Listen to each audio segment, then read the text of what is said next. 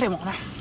Sì, stiamo progredendo, stiamo mettendo un minutaggio ai nuovi, si sta formando questa squadra, stiamo formando una mentalità tosta, la partita di domenica l'ha testimoniato, e quindi andiamo avanti con questa caparbietà che ci permette di fare dei passettini alla volta, e poi ci sarà un momento che riusciremo a vincerne quelle 2 o 3 partite che ci tireranno fuori da quella situazione di ultimo posto.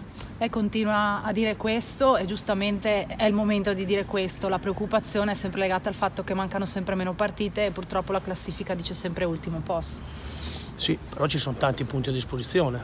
Io ho riguardato il campionato dell'anno passato, il Cesena a 6 giornate dalla fine era penultimo, poi nelle ultime 4 giornate ha fatto 2 vittorie, 2 pareggi e l'ultimo ha fatto una vittoria, si è salvato con un punto sui play-out. Il campionato si decidono a marzo, aprile e una partita di maggio, diciamo. Quindi io non sono preoccupato, sono vigile sul fatto che la squadra deve continuare il percorso che ha intrapreso, cioè mettere a disposizione le proprie qualità per il bene del Padova. Non esiste cosa più importante che il Padova, e quindi devo mettere il minutaggio, cattiveria, voglia di giocare, e sabato secondo me con la Salernitana un buon primo tempo, la condizione non ottimale, il secondo tempo abbiamo vanificato il bello di quello che avevamo fatto del primo, però cosa c'è stato? L'applicazione, la concentrazione di portare a casa il risultato. Sono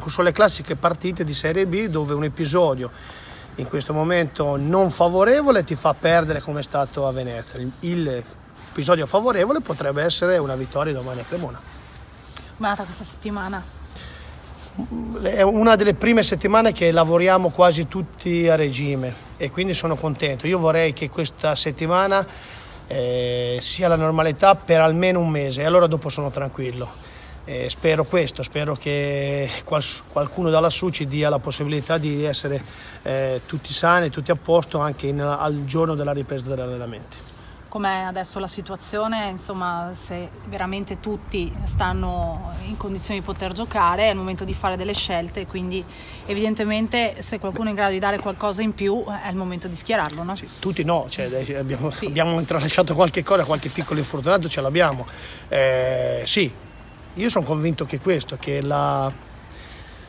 il fatto che tutti stanno bene nel momento che stiamo bene deve per forza tirare fuori qualcosa in più a quelli che non giocano, e quindi di conseguenza quelli che ha giocato la settimana prima per mantenersi la maglia fanno qualcosa di più, e questa è la chiara legge di Darwin, che chi ha voglia di vivere deve ammazzare l'avversario, diciamo in termini quelli più cattivi calcistici.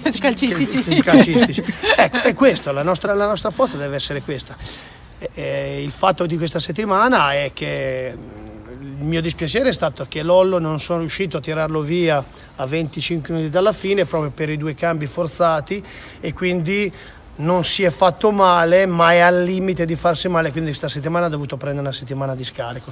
Questa settimana sono convinto che giovedì o mercoledì o giovedì si possa riaggregare. Questo è il piccolo problema che abbiamo avuto. L'altro problema è che Baris ieri in una corsa continua ha sentito dolore al ginocchio, dove è quello che aveva avuto dei problemi, quindi non verrà convocato, e vedremo cosa ha fatto. Barisic questo. Baris. Senti, il refrain di tutta la settimana è stato: bisogna usare di più. Ti chiedo, Sì. ecco, siccome abbiamo fatto il discorso dopo la partita con la Salernitana sui punti in casa, avendo una partita in più su quelli. Ecco, fuori casa, secondo te da domani si vede anche un Padova che proverà a tentare di usare di più? Penso rispetto a Venezia, ecco, per esempio Venezia il secondo tempo penso meglio di così non potevamo fare, l'abbiamo schiacciati nella metà campo, e è chiaro che dobbiamo essere un po' più positivi nei primi 20 minuti e non farci fare gol subito.